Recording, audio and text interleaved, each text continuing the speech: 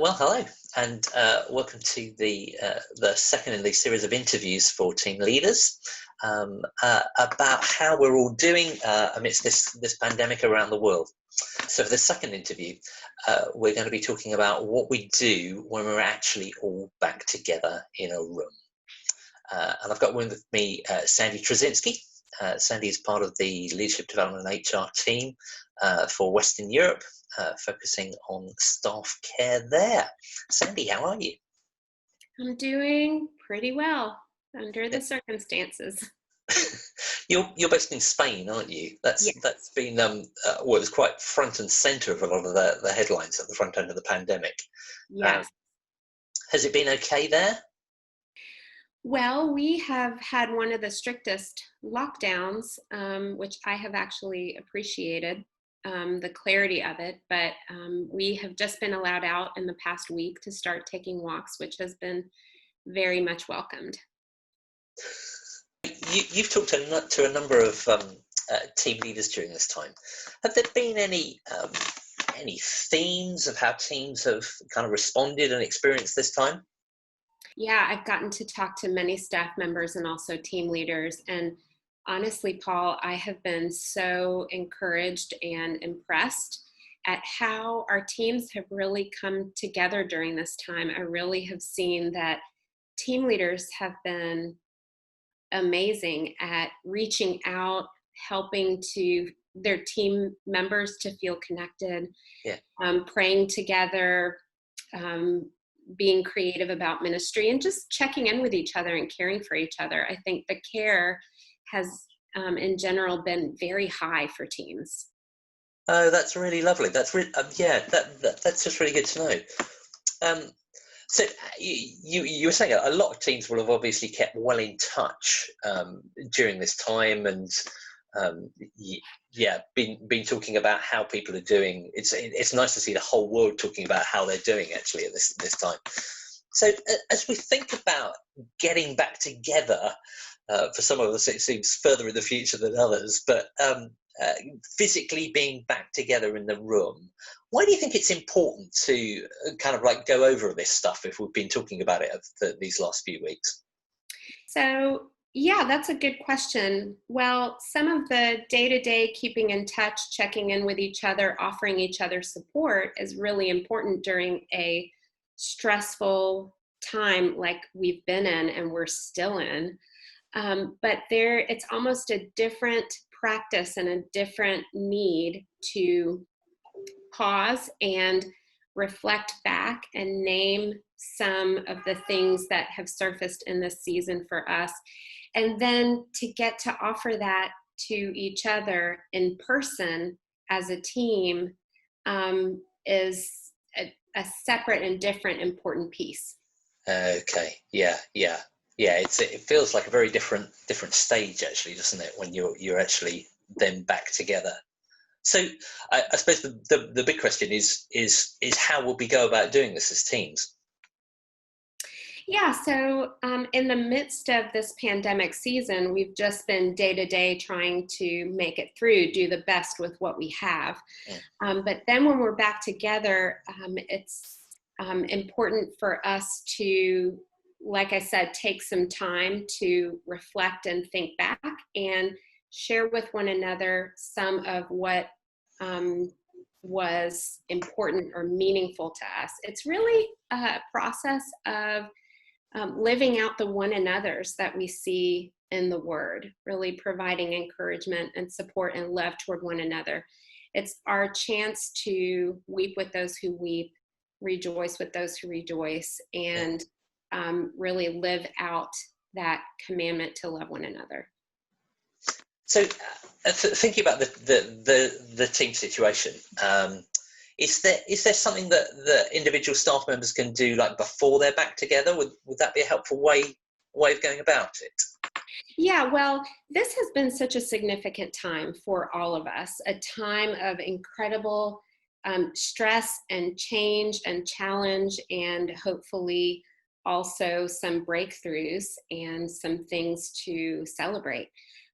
So if we just come back together and having not thought about it, then we might say the last thing that happened, or we might be a little stumped to kind of, how do I answer a big question of what has this season meant to me? And so what I think is really important for a team to really be able to honor each other and each other's stories from this pandemic time is that each person take a bit of time to do some personal reflection before we come together to have this conversation.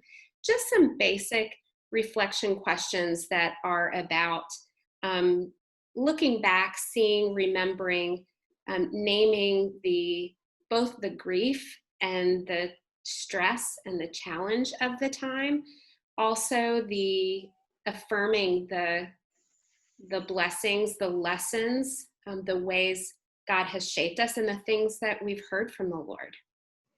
So from the way you describe it, that's really quite a balance of how we've experienced all the different elements, as well as a number of kind of different ways of looking at it. I think one of the most important things for our team, not just as we reflect personally, but when we gather together, is to offer each other the space for paradox. The fact that there is both difficulty and blessing, which seems contradictory. Yeah. But there have been things that have been both good and hard about this time. And so there really is something to being able to name that and allowing other people the space for both of those things to be true. That's really helpful. Now you've put together a reflection guide for individuals, haven't you? And we're going to make sure that the link is just below this video so people can click on them. But it sounds like that's something quite important for each individual team member to really spend time and think through before you're all back in the room together. It really is most helpful for each person on the team to do some of that thinking. Honestly, it's fairly straightforward. It's not a complicated process, but it just is a time to take first with yourself and with the Lord.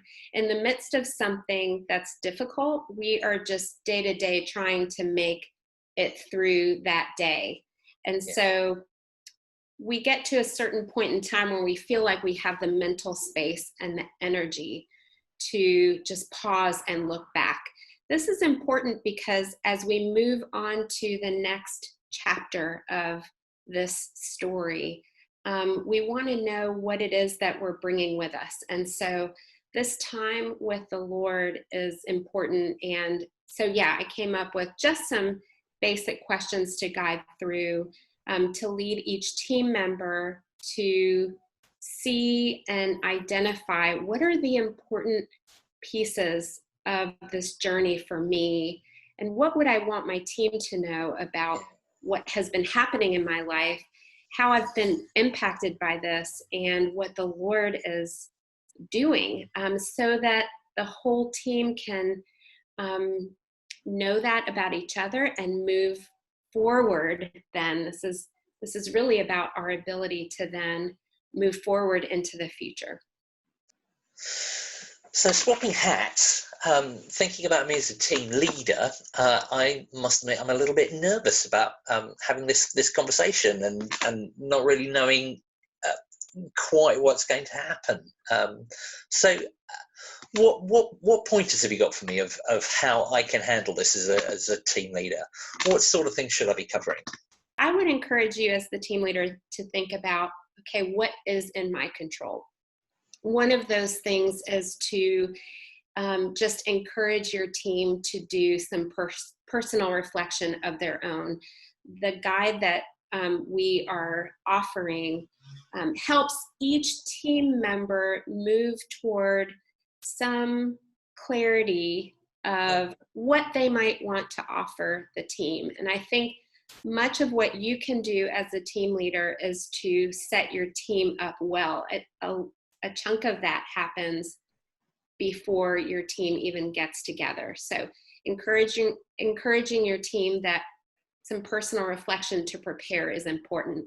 I think also to whatever degree is in your ability or power, to set a tone of safety for the group, which just said part of that is to let them know what to expect. Hey, we will meet for 2 hours or 3 hours. You will be asked to offer this. This is a time to listen to one another and just affirm what is happening in each other's lives, to listen. This is not going to be a time to fix things or anything like that. I think letting the team know what to expect is a good part of setting a tone and helping them prepare to come in for that time. So when we're kind of in the room together, what do you think the team leader should be asking? Should he just say, over to you, or should he be leading the conversation more than that? Well, hopefully, if you as the team leader, you have let's assume you have let the team know this is the structure, this is what we hope to have in our time. Team members have done some personal reflection, and so yes, I think that as the team begins to share some of these things, once someone has shared part of their story, what they would want to, offer to the group in terms of what they have surfaced in their own personal reflection, it's important for the group to have an opportunity to respond to that person. And that doesn't need to be a very involved time. Really, the goal of responding once a person has shared their story is for the group, in a sense, to be able to say, I hear you, I see you, I think what you have said is very valuable and important. Another way to engage would just be to ask for more. Hey, to be curious and say, you mentioned this word, that's such a powerful image or word. Would you be willing to share a little bit more about that? Or to clarify something. I heard this, did I get that right? I think if team members even stick to those 3 things, and it just helps that person who has just been vulnerable and shared a piece of their life with the team to feel that sense of I'm heard, I'm understood to the best degree that the team can, and I feel honored. This part of my life has been honored, and so it doesn't have to be everyone, but just some bit of response to each person, and then it's okay to then move on to the next person. That's brilliant. Yeah, love that. The bit that makes me a little bit nervous is I know I'm not a counsellor in any kind of way, shape, or form. Is this kind of like group counselling that we're trying to do here? Honestly, this is literally just gospel community.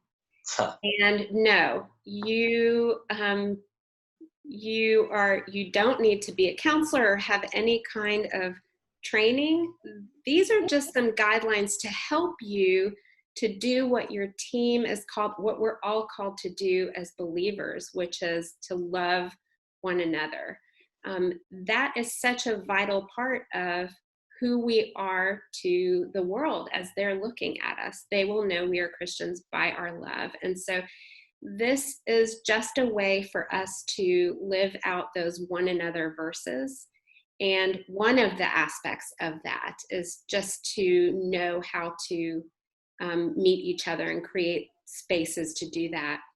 The idea is that we not only do we just hear about what the season has been like, but this places us as a team in a position to look forward and to ask the Lord individually and corporately, okay, God, how have you shaped me during this time? How do I see my ministry, the world, you differently and then to do that corporately as a team, to hear from the Lord, what might he be up to in our midst and in our ministry. And so it's not just the end goal. It is one piece of it is to love one another. Another piece of it is to be on mission, and that's what we do together. And so this allows us to love each other and then love the world in a way that honors God in this season of our lives. And so that's what we want ultimately. And this is potentially a piece of what will help us get there in a way where we have clarity and where we are able to do that together as a team and support each other. That's reassuring. That puts a bit more of a context for me on the conversation that I want to have with my team. Sandy, thank you so much. Really appreciate you sharing both your wisdom and your experience. And as we say, there's resources available via the links below, both for that individual reflection for the team members and also guide for team leaders to be having their conversations with each of their teams. And certainly it's our hope that every team across the world will be having these conversations as we come out of this rather interesting time that we've been in. Sandy, any final thoughts for us? I guess my final thought is just an acknowledgement that we are not out of this season completely. There's still a lot of unknown. There is still an unfolding, very new situation. So instead of this being sort of a wrapping up and finishing of something, it's really just a pause in the midst of it to move on to the next chapter. It's a bit of a rest stop for our team, but I just want to acknowledge that there are still things that we will all be processing and things that God is up to. And this sets you up to continue to care for each other and have really significant, nourishing conversations with each other as you go along. Sandy Brzezinski, thank you very much.